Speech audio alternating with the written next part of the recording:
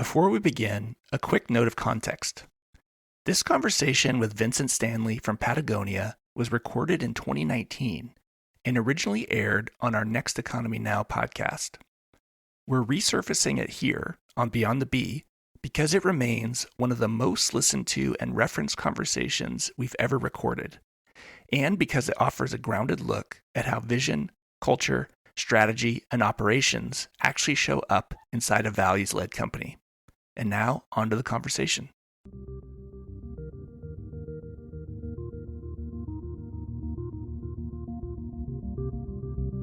Welcome to Next Economy Now. The goal of this podcast series is to highlight the leaders who are taking a regenerative, bioregional, equitable, democratic, racially just, and whole systems approach to creating the new economy. All right, everyone. Welcome to an interview series with Vincent Stanley from Patagonia. The sort of intention and goal of this interview series is to really look at Patagonia and get into a deeper collaboration and dialogue with Vincent, because he's been there since the very early days of Patagonia. Not since the very start, but almost. Vincent and I wanted to kind of do a conversation around business-focused topics around vision, culture, strategy, and operations. And we just thought we'd frame up some of these questions and then see where it goes. So maybe, Vincent, in case folks don't know who you are you? And how are you connected to Patagonia? First of all, thanks for doing this. Second, my connection actually does go back to the beginning of Patagonia. I wasn't... Chenard Equipment had been a mountain climbing equipment company for about 15 years before I arrived on the scene. I was Yvon's nephew. I'm a writer and was already a writer by vocation when I came to work at the company. But I was 20 years old, and I intended to stay for 6 months, and 45 years later, I'm still there. And 7 years ago, I had a chance to really sit down and think about the company and think about the culture over that 40-year period, and write a book with Yvon called The Responsible Company. So ever since then, at that time, I was winding down operational responsibilities. I was head of the editorial department, and then this was more recently, and then acting head of marketing for a couple of years. And then in the last 5 years, my title has been director of philosophy. And essentially what I do is to work with employees, training new employees and long-standing employees in company history and values. I work a lot with business students, particularly with a cohort at Yale who are joint students between the environmental and the business schools. And then I work a lot sort of visiting B Corps and talking to people who are entrepreneurs who see Patagonia as a kind of model, and trying to be helpful where I can. So that's what I do. Yes. Some might call it their dream job, what you do. It's a pretty good job. I'm definitely not doing something that anybody else defines for me. This is something that has come out of the experience and feels pretty good to do. Yeah. Well, one of the things Vincent and I had talked about was talking about some of the critical moments. As listeners have heard, Vincent did write a book, The Responsible Company. So there is sort of a long and deep history, and Yvon has a book, Let My People Go Surfing. And we thought that, for this, maybe we could talk about some of the critical moments that have evolved. And so we had identified the climbing and pitons sort of story, the Ventura River, the organic cotton shift, and Don't Buy This Jacket. And so maybe Right. With the climbing and pitons, I actually didn't know that Chenard Equipment Company had been around for 15 years even. So that's interesting. Yeah. So what's the story on the climbing equipment and pitons? Yeah. Well, and just to give a kind of umbrella for these four stories, I think these four stories illustrate the development of our business culture and also of our business model over the past 45 years. And I think it's critical that we started out in climbing equipment. Yvon started as a teenager. He was interested in falconry and started to go out to Stony Point in Chatsworth, which is a great rock climbing area where the falcons had their nests. He started climbing basically to reach the nests. And then after being a falconer for a year or two, he stopped working with the birds, but he continued to climb. And as a teenager, he was traveling in the summer to Yosemite. This is in the late 1950s. It was the origin of big wall climbing in Yosemite. Nobody had climbed these 4,000 to 5,000 foot walls before. And all of the equipment that climbers had available to them was imported from Europe, which has had a long-standing alpine tradition. So everything came from Germany, Italy, Austria. And the pitons, which are the metal spikes that climbers use for protection and connect to ropes in case of a fall, the pitons were made of very soft iron, and they would degrade after you hammered them in once or twice. And if you're on a long climb and your rope is 150 to 165 feet, you can imagine the incredible amount of metal that people had to carry with them. So Evol's invention was the hard steel piton that he got from a very gifted old climber named John Salafé, who was also ran a blacksmith shop in Palo Alto. And Evol developed this method of making a piton that would survive many hammerings in and many hammerings out. He borrowed $800 from my grandparents to buy a used coal-fired forge, and he took a book out of the Burbank Library to teach himself how to blacksmith. So that was the origin of the company. And over the next 15 years, he became very famous for his hard steel pitons, but he and his partner, Tom Frost, Evol was the designer, Tom was the engineer. They reconfigured almost every piece of equipment that a climber uses, from crampons to ice axes to even to shoes. So the critical story for Patagonia is not that Chouinard Equipment had a great reputation for making the best climbing equipment in the world, which it did. It's the moral lesson we had from when the people who were at the company learned that there was a problem, an environmental problem caused by the equipment they were making. And what happened is that in the late 1960s, early 1970s, climbing became more popular. And as it became more popular, new climbers would come in and they'd climb the same routes. They'd climb the classics, the ones they'd heard of, in El Dorado Canyon and Schwangunks and Yosemite. And what happened is every time you placed one of these pitons, hammered one of them into a crack, it widened it slightly. And the degradation over time was enough that you started to have to use larger and larger angle pitons in order to do the climb. So for Evol and his partner, and for the 9 or 10 people who worked at the shop, this was a big question, because the very way they made their living was actually destroying the sport they loved, and it was desecrating the rock. So they asked themselves, and I think this was the critical first question, is there an alternative? And it turned out there was, because British climbers, for most rock climbing, didn't use pitons at all. It had settled long ago on using these nuts. They were aluminum wedges that you could stick in a crack on a piece of wire or rope. And you just kind of gently put that in the crack and twist it, and it would hold under weight.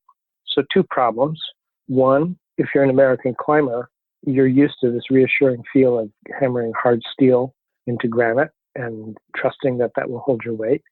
And 2, you're asking climbers to actually switch to the system that's a little more difficult to use and feels a lot more dicey. You're twisting this delicate piece of aluminum into a crack and expecting it to hold.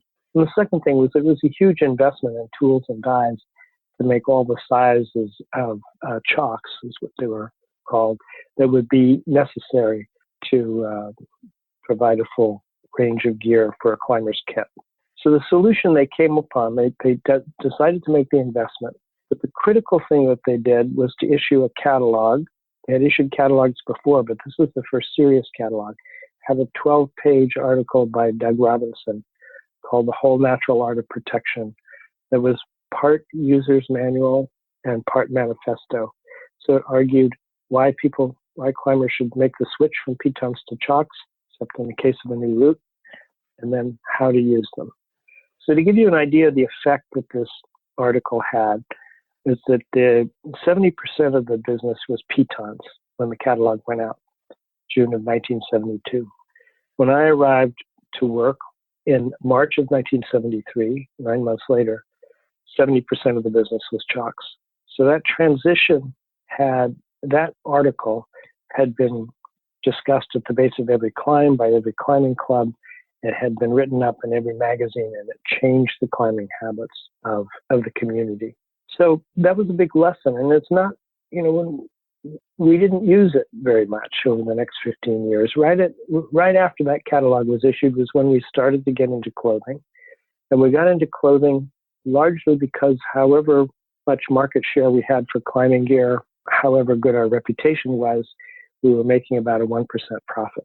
It was still a tiny company, and when you're making climbing equipment, there's no question about good, better, or best quality. You're making best quality because people are trusting their lives to the gear.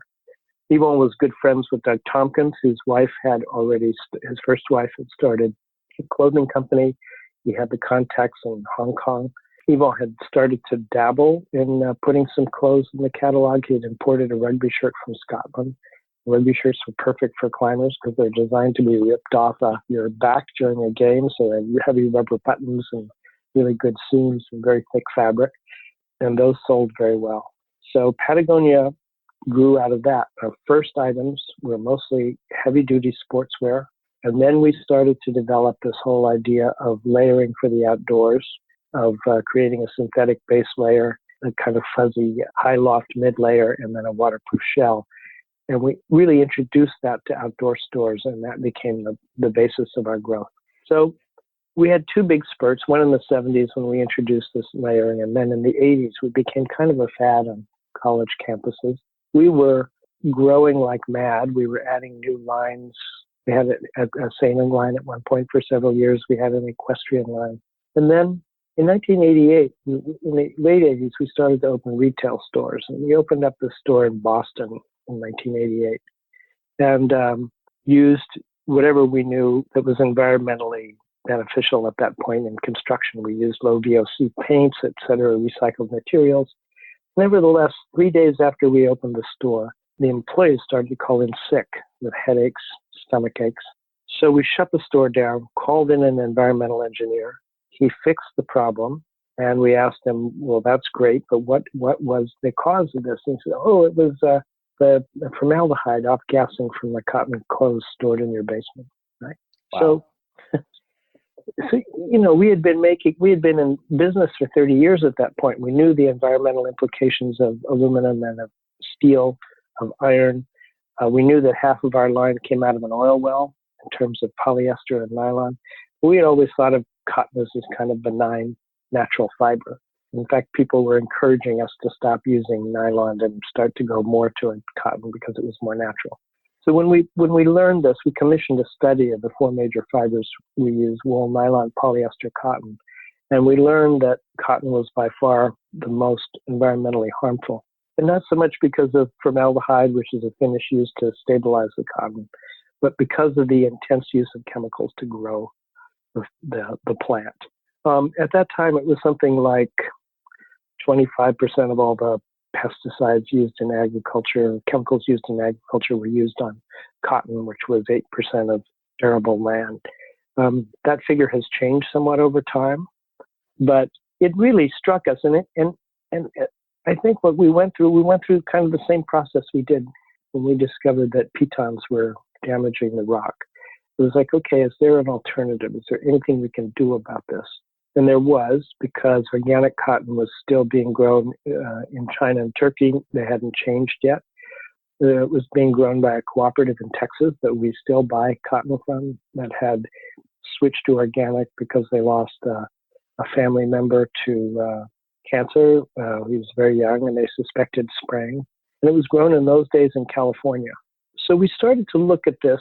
And at that time, different companies, Gap, Levi's, Esprit, were coming out with limited eco labels of organic cotton clothes, but they were very small parts of their business. And we looked at this in like the 90s or something, or this is the early 90s. Early 90s. And we thought about this, and we thought, the problem is that there's no tangible difference in the product. When you hold an organic cotton shirt, you cannot tell the difference between that and a conventional cotton shirt. So if you're going to charge a lot more money for it, and you're going to create shirts that are similar, the customer is going to be inclined to go for the one that's cheaper. So what we decided to do is say, okay, we're going to switch all of our cotton sportswear to organic. And Yvon was quite specific about it. He said, listen, I don't want to be in this business. if it means selling cotton clothes made with these chemicals. I would rather get out of sportswear, even though it's 25% of the business. So that was our mandate over an 18-month period to take the whole sportswear line organic. And we did a lot of homework. We bought most of the organic cotton being grown in California. We formed relationship with the farmers. We helped them get loans in some cases. And we thought we'd done we learned how to pray for rain, do a little dance, because if the rain hadn't come, we would have been out of the sportswear business anyway that fall. But what happened is we didn't do enough of our homework. And when we discontinued our relationship with the factories, when we bought the cotton from the farmers, they had no relationship with the spinners who turned the fiber into yarn. They had no relationship to the knitters and the weavers that turn yarn into fabric. And we started to get some feedback from the spinners that said, "Oh, we hate organic cotton. This stuff gums up our machines." Right? And then we started to get a little bit of pushback from our employees. Patagonia is a generally gentle culture to work with, but people don't like to get pushed around. And so the designers and the production people started saying, "Listen, I have to do everything I did last season. I've got to design the line. I've got to color. I've got to spec it. I've got to show it to the major accounts, go to the trade shows, do everything I did last season. But now you're asking me to find an entire new infrastructure for cotton sportswear. And you're asking me to raise the price $3 to $5 on everything I sell.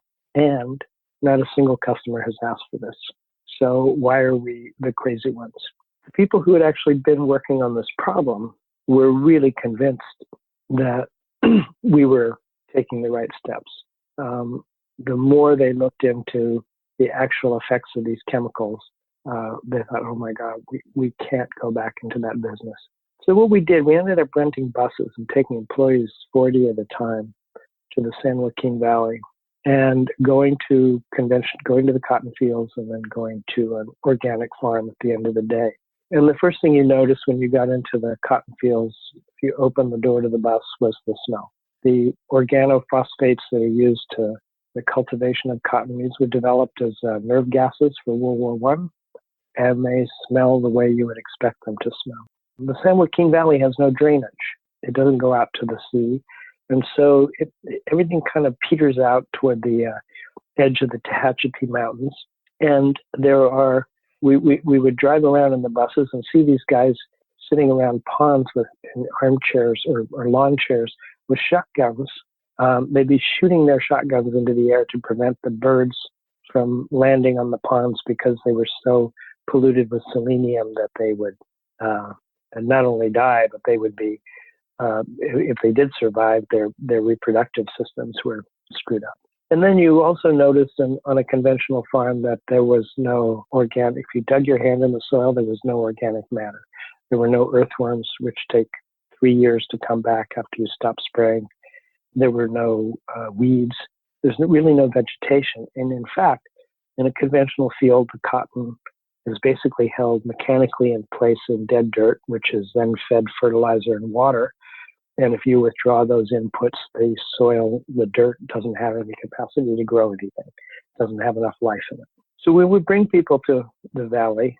There's one sort of famous story, a woman who had just had a baby who is now a product tester for us and works full time. And they went around to the gin in the back of the conventional field. And she said, "Oh, what do you do with the gin is where they separate the fiber and the oil from and she said, "What do you do with the oil? You throw that out?" And I said, "Oh, no, we capture more value from the oil than we do from the fiber." I said, "Well, what do you do with it?" "Oh, well, that goes into food, potato chips, mayonnaise."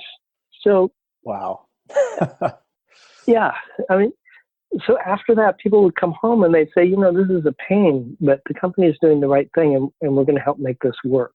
And I think that was really a critical moment for us. We had to cut the sportswear line by a third. It took us a couple of years to get our margins back. It took a lot of work selling the products to get this over with the customer. But in the long run, it was successful. And I think what it did to the internal culture is it almost if you're a runner, you want to improve your time. you're a climber, you want to climb a route of greater difficulty. And for people who work at Patagonia, this then became a challenge. What's the next environmental challenge? How do we get rid of what we called unnecessary harm from a product when an alternative was available? So that was a second big lesson for us. And there was another lesson kind of in between the climbing gear and developing the cotton, which was influential for us, I think, on another level. So when I started, I was the only non-climber, non-surfer. I used to get a bonus of 10% every week on my paycheck if I worked 40 hours. And there were only two of us who did that because all the climbers would roll out of town on Thursday at noon to go to Yosemite and then come back in Tuesday morning at about 9 o'clock after driving all night. And so, it was kind of difficult to get all of the production out. So they instituted this bonus plan. And aside from that, because everyone was a climber and a surfer and I was not, I was the only one to answer the phones when the waves were firing. So I was tapped on the shoulder and made sales manager, which is what I did the first 20 years of my working life there. But the fact that people were climbers and surfers really was a huge determinant in the culture. There's something when you're a mile from the road in the mountains, there's something that just changes human experience. Absolutely. You no longer have the kinds of social protections you have in town. You're at once far more vulnerable to nature's forces, and at the same time, you feel more self-reliant. You're carrying everything on your back, or everything you need to eat, what you need to accommodate you when you sleep. And when you're in the wild, when you have this experience of being a human being in the wild, I think it's something very difficult to explain to anyone who hasn't experienced that. They just, what does that mean? But if you have had that experience, it becomes a point of sharing with other people who have had similar experience. And it also creates a desire to protect those places. It isn't just mountains, it's also the ocean. You get just a few feet from the sand and as a surfer, you're dealing with the power of the wind and the waves, and it just changes you as a human being. But I think for us as a culture and as a business, this was important because we had this almost religious relationship to the wilderness, that we really loved and respected it, and we wanted to protect it. So very early on, in the mid-1980s, the Chenard started to give 1% of sales to grassroots environmental organizations. But there's kind of a story behind that. And that story is one that has nothing to do with the wilderness, but has to do with Ventura, the little town that we operate out of. And Ventura is it's more generic now, but basically it was a wild, in the 1930s and 40s, it was kind of a wild oil patch, and still is. It was a lemon packing town. And in spite of the great surfing spots, it's not what you would think of as wilderness, or it's not really what you would think of as a natural place. And then what made a difference for us, what taught us something about our relationship to the place we lived, and that nature means more than just wilderness, was the Army Corps of Engineers came to Ventura in 1974 with a proposal. They said, you have a river, Ventura River, that goes from the mountains and comes out to the sea by our headquarters, and it has no useful value. And what we want to do is to declare that river dead, and we're going to encase it in concrete, like the LA River down south, and we'll pay for it. And you don't have to do a thing. This is, just thank us. And everybody, this was the early 70s, everybody loved the idea. No problem. I think the only reason people from Patagonia went to the city council meeting for the public, the mandatory public meeting, was we were worried about the surf breaks near the mouth of the river. And everything was going well for the Army. Nobody objected to this plan, except that the very last speaker was a 25-year-old biology student who got up and showed 25 slides of all the life that depended on the river. Frogs, birds, and at the end, 2 steelhead smolt. This has been a major steelhead river in the early part of the 20th century before it was dammed. He said, what you need to do is not to declare the river dead, but to restore it to life.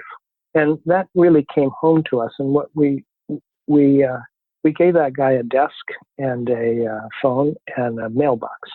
And you can still see it on the outside of our headquarters. Patagonia. Yeah. He doesn't work at Patagonia. He's actually a coastal commissioner now. Okay. But there's still a little sign outside the door that says Friends of Ventura River. And so when we started to give a dozen years later to environmental organizations, that's the kind of organization we were looking for. We were looking for people who were on the ground, who cared passionately about a particular stretch of water or patch of land, that had the respect of the community. And still to this day, now we support more than 1,000 environmental organizations every year. And many of them have a budget that's no bigger than a community church, and same goes with the employees. So that was critical, because I think what happened is that we understood from that presentation and going forward that nature is everything, that the health of nature as a system underlies the success of every industrial or social system, that nature is not just Yosemite, Kilimanjaro, or Rincon. It is really the ecosystem as a whole that underlies and connects life. So that was, I'd say, our third major lesson. The fourth thing on our list to talk about was an ad we took out in the New York Times on Black Friday 2011, with the headline, "Don't buy this jacket." And there's kind of a story leading up to that. So it goes back to the 90s, after we had made the change to organic cotton. It goes back to, we had started to look not just at our environmental impact, but also at our social impact. There was a huge scandal in the 1990s of Kathy Lee Gifford, who was a celebrity at that time, was making clothes under her name. For Walmart, right? For Walmart, yeah. And it was discovered that there were children sewing those clothes. It started a huge move on campus, and a substantial boycott. And President Clinton convened several leaders to sit down and talk about that. We were at the meeting, and we helped start an organization called Fair Labor Association, which actually went into the factories and started to monitor the conditions to see whether people were being paid legally, and whether the floor place was too hot, or whether chemicals were used well, et cetera, et cetera. So as the early 2000s unrolled, we're working on several fronts. We're starting to look at the environmental implications of almost everything we use, and we're also starting to look at the social implications of our work as well. All this is done in the supply chain, where we don't own any factories. We don't control directly the behavior of the people who are the employers here.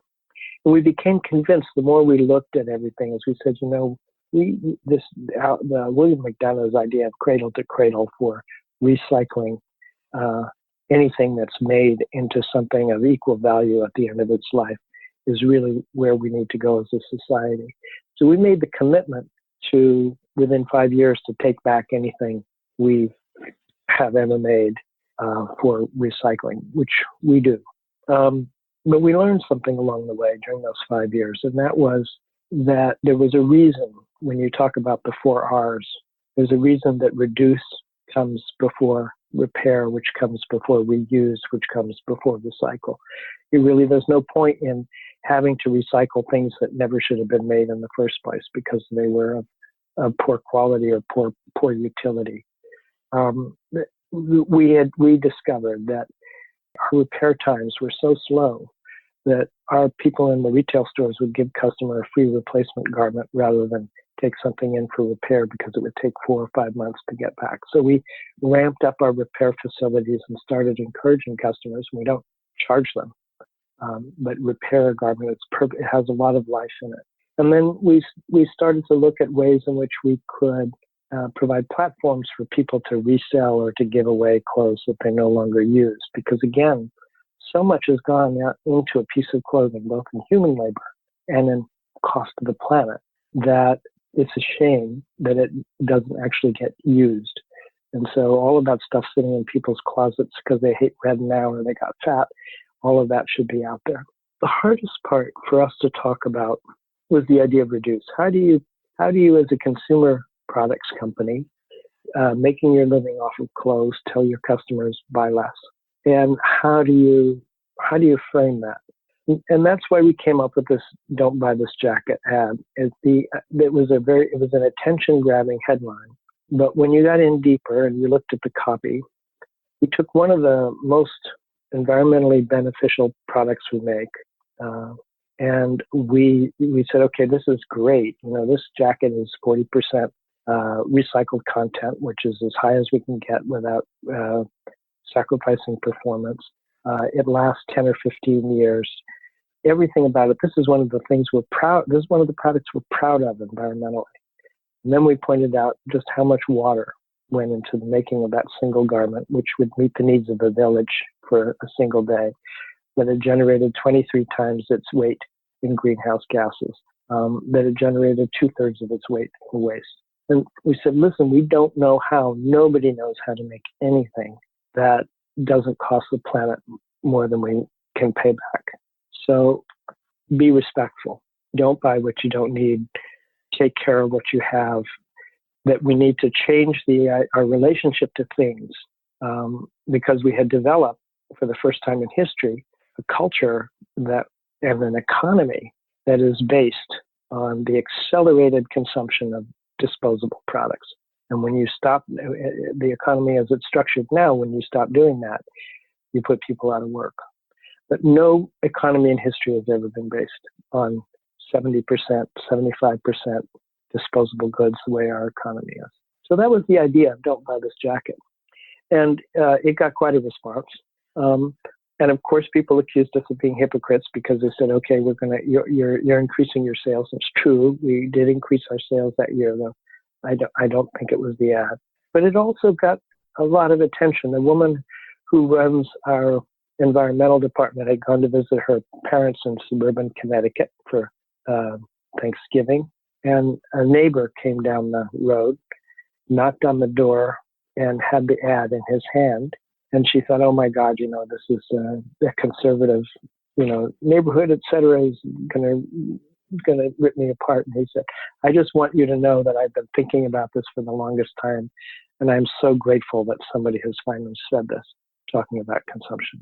And then last fall. It's the best 50 grand ad spend you've ever had. Huh? Yeah. But it gets better. Last fall, when I went to the launch of Danone North America as a B Corp, and Emmanuel Fabe was there. And it's his intention to make all of the Danone subsidiaries B Corps, to take the global company B. And it's 26 billion euros. So that would be many, many times the size of any company that's a B Corp now. And he says that he was initially inspired by "Don't Buy This Jacket." That he said what it taught him is that you could appeal to customers' values as well as to their instincts. And if I look back and if I want to connect these stories back to this original catalog with the urging customers to switch from pitons to chalks, it's a history of talking to our customers as friends and grown-ups. And that when we go through a learning process, that we share that with our customers in that kind of grown-up way, and that we've been able to be persuasive. So I think that that's kind of the developing model for the company over those 40 years, and why I would link those stories together. So if you give us an insight into the decision-making behind to run that ad, like were there people banging on the table like, this is a stupid idea, we should never run "Don't Buy This Jacket"? And people like, yeah. Oh yeah. Yeah, what was? Didn't you think of the tagline, you and Rick, or something like that, or? Rick thought of it, and it had actually been used many years earlier by Doug Tompkins in an ad that said "Don't buy this dress," but he ran it in Utne Reader, which was a kind of friendly publication in the early '90s and low circulation. So this is a major step for the company. It took a vote of the board. Rick and I wrote the copy together, and even between us, my wife teaches a class on writing because she's also a writer for Patagonia, and has several iterations, the early iterations of the copy that Rick and I worked on. It was a fierce process, and it's an interesting contrast that 5 years later, when we did 100, for Black Friday, we did 100% for the planet, and that story, which is kind of fun, is we had committed to shutting our stores on Black Friday, painting the windows black, and suggesting people go outside and also volunteer for environmental organization. Monday morning, a fairly new and not very high-level employee from e-com came in and said, this is wrong. What we should do is keep the stores open. And instead of giving 1% for the planet, which we've been doing for 30 years, give 100% of everything we make that day. And that decision, whenever he came to work, that went to his boss, which went to the marketing people, and it went to the CFO by 11 o'clock. And by 1 o'clock that afternoon, Monday before Black Friday, we made the decision to go ahead and do that. Very different climate within the company than 5 years earlier, when we had been really worried about don't buy this jacket and how it might affect sales in the most important time of the year for us. Yeah.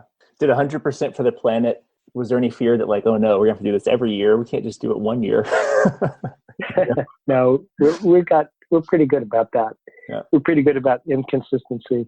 Yeah. So we never repeated don't buy this jacket either. People would talk about that as a campaign. I said, no, we placed it one time in the New York Times and never ran it again.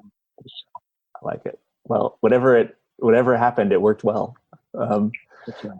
One of the things we had discussed is the mission statement, the evolution of the mission statement. And as of this month or last month, you have a new one. Can you? As of last week? Last week, yeah. Yeah. What was that process like? Well, the mission statement we developed 27 years ago, the original one.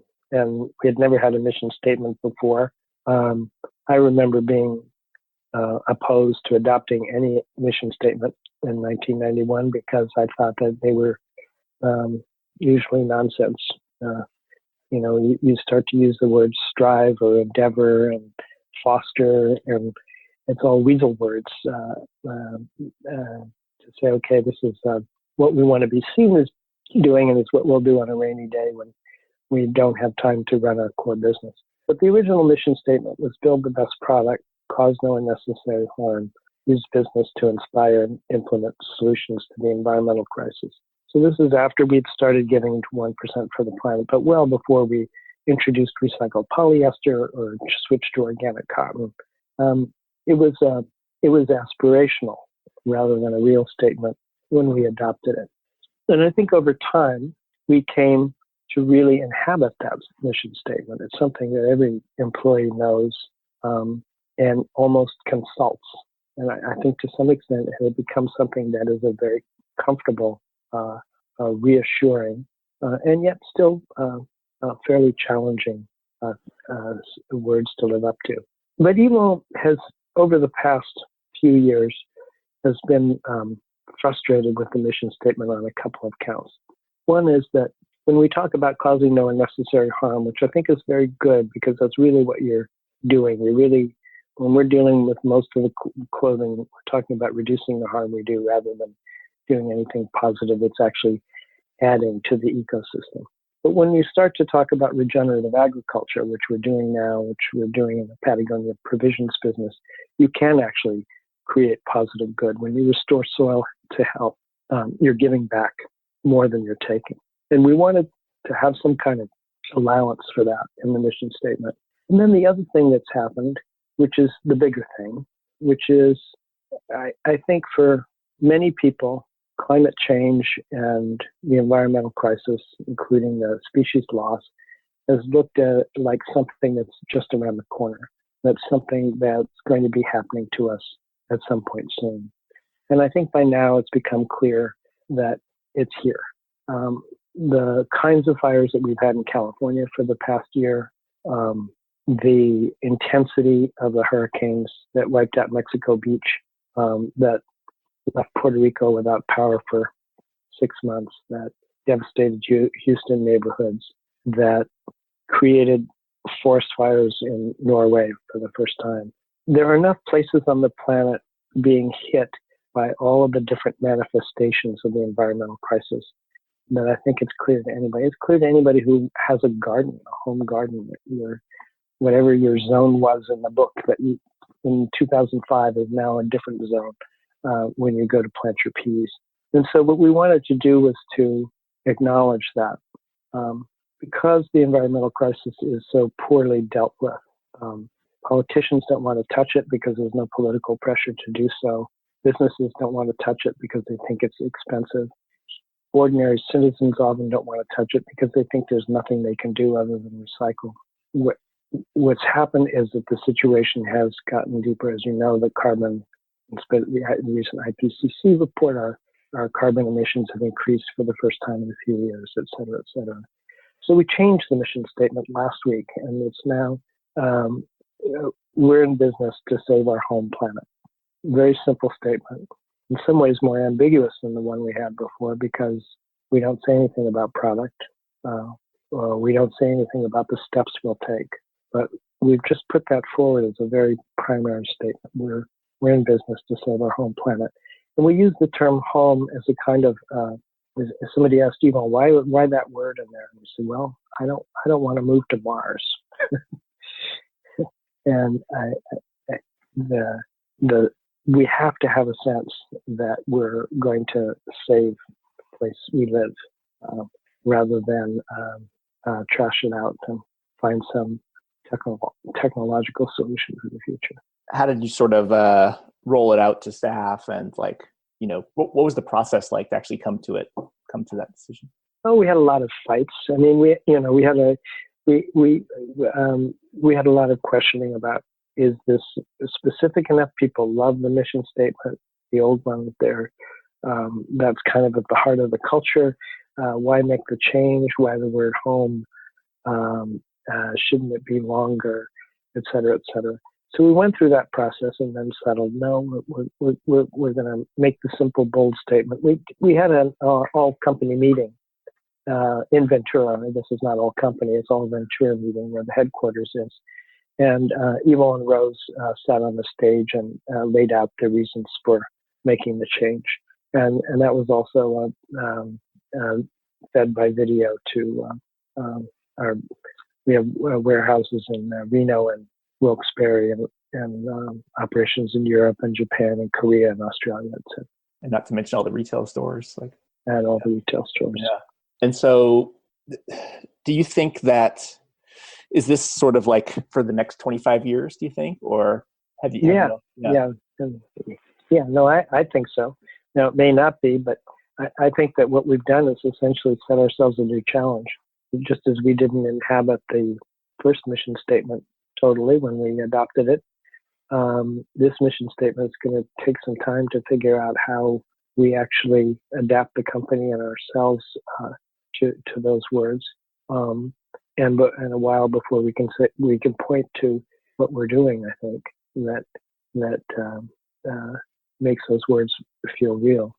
And it's a bold enough statement. I hope. I mean, we don't have much more than 27 years to turn the boat around, but I think it will be good for us for a good long time.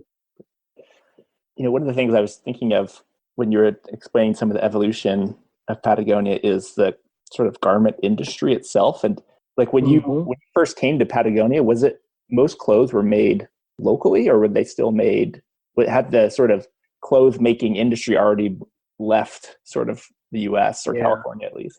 Well, no, California had never been a big center. Clothing manufacturing tended to follow fabrics. So for sportswear, the business at that time was in the 70s was really centered in Hong Kong, not yet in China, which wasn't doing any manufacturing for other countries yet. Most of the technical clothes, the technical fabrics came for the insulation, the fleece, and the underwear came from South Carolina. So we tended to manufacture in those states. It was only with the 1990s and NAFTA and GATT that you really had the death of the textile industry for all intents and purposes in the United States. And after that, pretty much all of our production went overseas, except for very simple items like T-shirts and things like that don't require a lot of expertise. 97% of all the clothing sold in the U.S. is imported. Wow. I mean, that always sort of stood out to me as like, I guess that's part of what I guess is possible maybe with wool or something, is you can actually grow it more in, say, California and manufacture it if there were mills. I guess that's why there's some folks like Fiber Shed who are doing the sort of how do you reinvent the American garment industry or Right. Yeah, no, Fiber Shed is doing wonderful stuff on it, but the scale's very small. Yeah. I have the feeling that, you know, the kind of a brief history, the cotton was one of the big industrializing forces of the world. It was also there's a wonderful book by Sven Bickert on the cotton trade and how it was directly connected to the development of slavery. Because when you introduce the mechanical production of cotton, all of a sudden you had this immense capacity to make clothing, but you didn't have the workers and you didn't have the place to grow it. And so the South became the place where you imported slaves, and then you had the raw land which you could grow this cotton that would feed the mills in Manchester.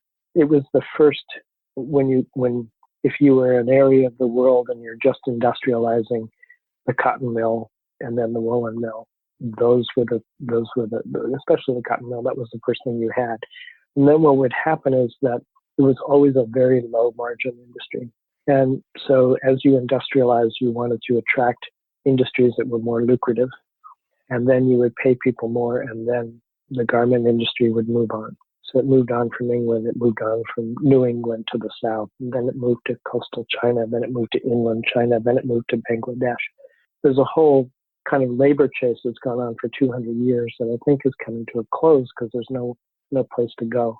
I suspect that when clothing production comes back to the U.S., it will be because clothing production has finally become more automated. It's one of the textiles are highly automated, but you still have human beings sewing the garments to fit to the human form.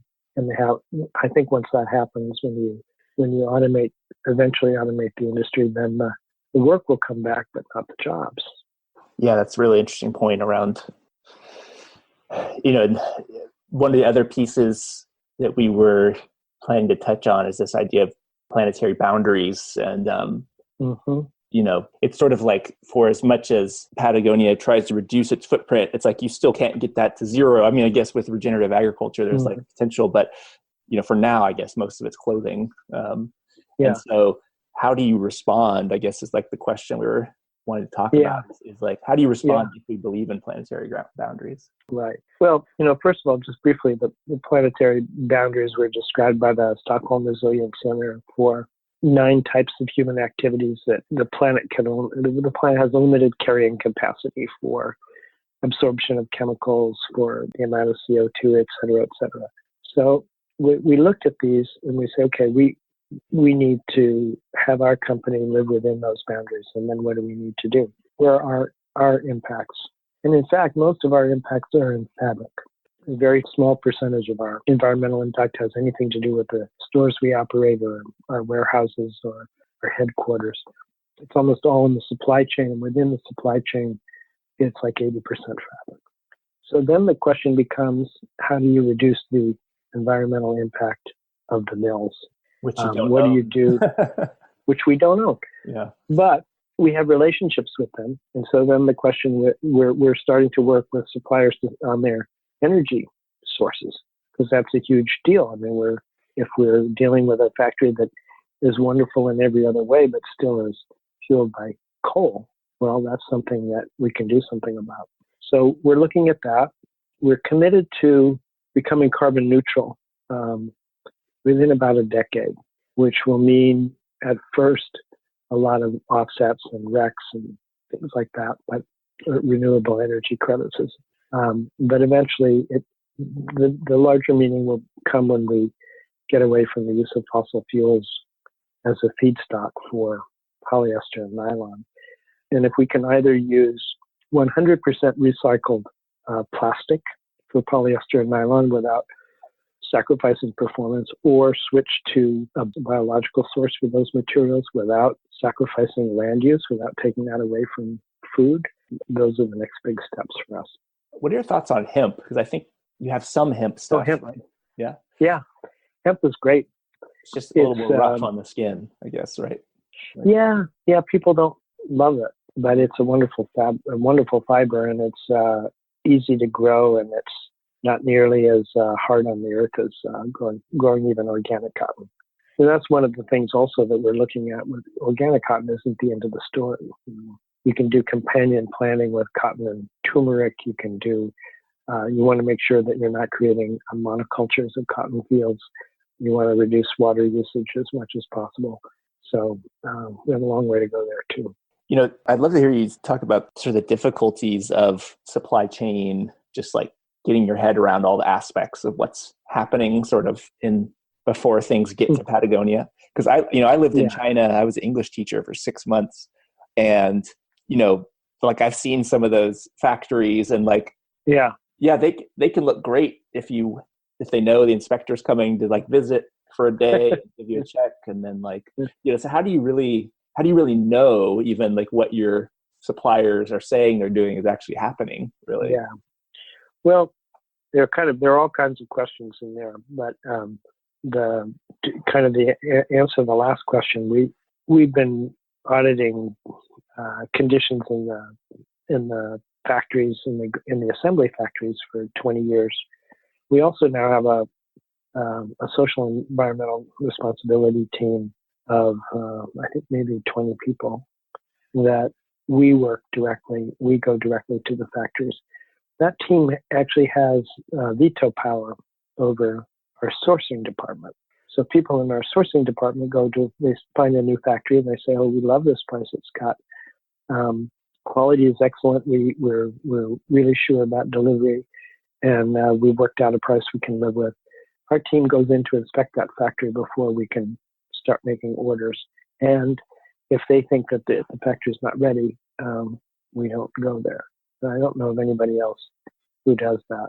Probably we're not. also starting, we're also starting to look seriously at the mills, because all the brands have their labor practices audited. It doesn't stop something like the Rana Plaza disaster in Bangladesh in 2011. But nobody has looked at the mills. And so that's where we're starting to look into labor practices there. We have been for the last seven years or so. Another sort of turn of the kaleidoscope in this very complicated issue, when we used to deal with about 150 different assembly factories when we were a much, much smaller company. And then about 10 years ago, we cut that down to 45. Because what we wanted to do was to develop really close relationships with our suppliers, so we could go in and talk to them about, how are the chemicals being treated here? How about introducing a fair trade certified labor program on the factory floor? How about using blue sign certified materials, et cetera, et cetera? And we can do that when we're working very closely with a factory as a partner. And when we were spread out, it was like, we didn't even know who they were.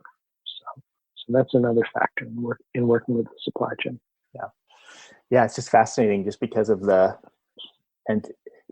imagine part of this, would this dovetail with the Footprint Chronicles, kind of your work around looking at the, actually publicizing the map of where the suppliers are at all? Yeah. That's feeling. That was interesting. There were some unintended good consequences that came from the Footprint Chronicles. But we actually developed the Footprint Chronicles as an alternative to doing a corporate social responsibility report. There's a lot of big corporations, publicly traded corporations, started to produce those.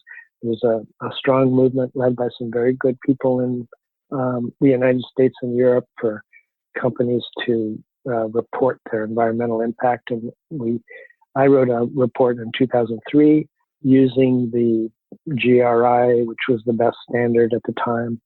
We wrote the report, we looked it over, and we said, nah, too much fluff or something. Well, it wasn't fluffy, it was too dry. Yeah. And it was, and to meet that requirement, it wasn't much of a story. So we shifted gears and came up with the idea of the Footprint Chronicles, in which we would talk about 5 different products from the oil well or the field all the way to our warehouse shelves, and talk about what we liked about the product, what we didn't like, and then what we like, what we don't like, and what we think was kind of a summation of where we thought we should go next. And we extended that to more of our products, and we provided pretty strong metrics on water, energy used, greenhouse gases, and waste generated, et cetera, et cetera. And we published our factory list. I don't think we were the first company to do that, but we did. But the interesting thing about that was the effect on the culture, on the internal culture. And I should have known, because when I started working on the Footprint Chronicles, good 10 years ago now, so I'd already been at the company for 35 years. And I was learning all of this stuff about how everything is made that I didn't know before. I'd always been on the sales and the marketing side and storytelling side. So what happened is that same revelation occurred for employees who read the material that we were preparing. And all of a sudden, it made our internal conversations a lot smarter because people understood what the tensions were between environmental advantages or performance needs. They understood why we had made certain choices. And that extended not only to the employees, but it extend to the suppliers as well.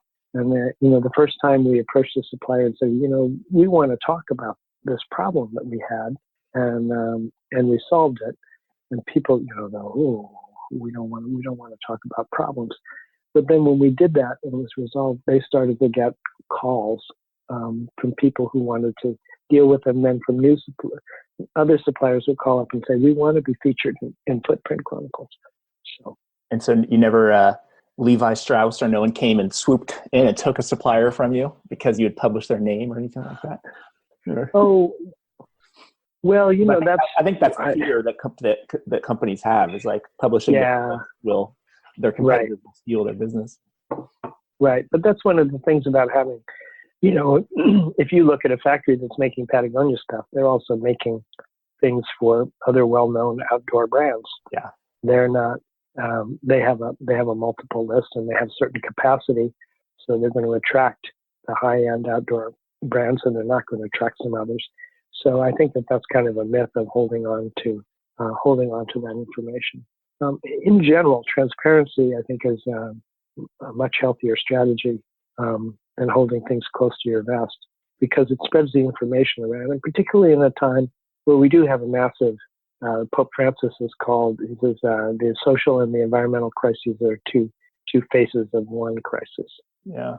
And you have something that this is going to be the rest of not just my working lifetime, but your working lifetime. And those are the young people coming into Patagonia and the people I'm talking to in schools. When you're taking that kind of approach and saying, okay, it's now the responsibility of business not just to clean up after itself, which it has never done, but also to help solve some of the major social and environmental problems, then you need transparency because you need shared information. You want, when we introduced Ulex, or this desert plant as a substitute for rubber for making wetsuits, we made that available to the surf industry because why would you hold on to that information? On a moral level, you want the environmental benefit to be spread as quickly as possible. From a strictly financial point of view, you want to commercialize the use of that fabric, so make it available. Yeah, I think that's, and have folks adopted Ulex? I remember. That's a good question. I was telling the story about we gave away the technology for like the waterless jeans, and no one took it. She's like, "Yes, that's I your know." problem. Yeah. Well, not a lot of people have adopted organic cotton either. Yeah. So, yeah. Some things have spread more rapidly than others. Certainly, when we helped develop with Malden recycled content for polyester fleece, and that was well accepted. Some other things. Yeah. One thing I've been curious about. It's more of a being transparent in the supply chain, but also, sort of a crisis almost, was the whole Ovis 21 piece. Oh yeah. In like Argentina. Yeah. And like, I guess for folks who don't know that, I think it was like there's like a network of wool suppliers in Argentina who do like really great holistic management and like carbon sequestering. But there was a PETA, People for Ethical Treatment of Animals, like investigation. And I think one or a couple of the mills had, it was like, it was not good treatment of the animals, I think. Right.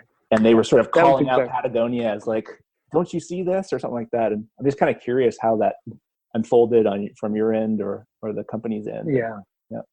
Yeah, it was sad because it was a group of farms that subscribed to these practices that Alan Savory developed for regenerative grazing, as you mentioned. So it really helps you actually grow grass by moving the sheep around. You restore the grass to health. And this is on farmland or pasture land that had been degraded over 150 years' time. But yeah, PETA sent down PETA is opposed to the use of animals for any purpose, for any human purpose, including pets. And they sent down someone with a camera and took pictures of the animals being treated roughly. And PETA tends to use, has a very large mass audience. It has a lot of people who are very passionate about the treatment of animals. It uses celebrity and also kind of yellow journalism techniques to get its stories out. So we got a lot of hate mail as a result of that, and people threatening our stores and people threatening Rose. And we looked. People threatened Rose too. Wow. Yeah. It was pretty mean. And we looked at this, and we were using about 150 small farms to produce the wool for this program. It's a fairly small underwear program. And we thought, can we create a traceability program, which we've done for down. And we didn't think we could do it quickly enough. So we basically backed out of the wool business for the time being. And it's been very difficult to get back in. The idea now, as part of the regenerative organic standard, is to combine these wonderful grazing standards with really 21st century humane standards for the treatment of animals. Yeah, I was just, I'm noticing we're almost out of time here. And I just wanted to, I'm noting regenerative organic standard because I think that's something I'd love to dig into maybe on the next episode. Yeah. A lot of what I've heard from folks who are more in the regenerative ag community is just that the wool is particularly sustainable or regenerative, Yeah, because of the grazing potential. And it's a great fiber, but it's hard to, I think most farms have a very small number of sheep. So it's kind of it's hard to put together, and that's what Opus 21 had done, was to create a sort of a cooperative of these 150 farms. Next Economy Now is a production of Lift Economy. To listen to all of our episodes, go to lifteconomy.com/podcast. That's LIFT economy.com/podcast. You can also sign up for our monthly newsletter at lifteconomy.com/newsletter. Please also rate and review our podcast on iTunes, Spotify, Stitcher, or wherever you get your podcasts. Thanks for listening.